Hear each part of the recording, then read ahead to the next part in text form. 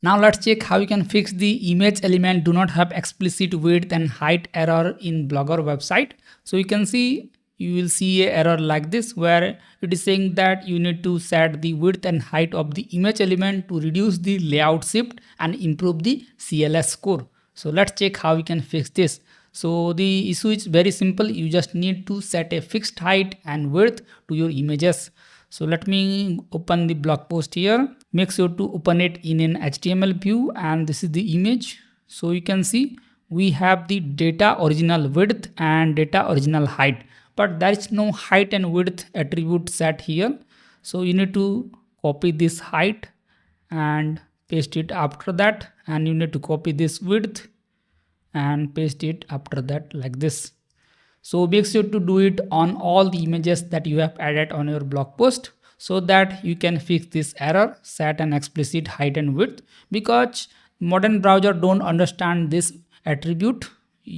They understand this attribute height and width. So you need to set the height and width separately. So this happen if you set the image to original size, but if you set the image to extra large, large or medium, then you will not see this error.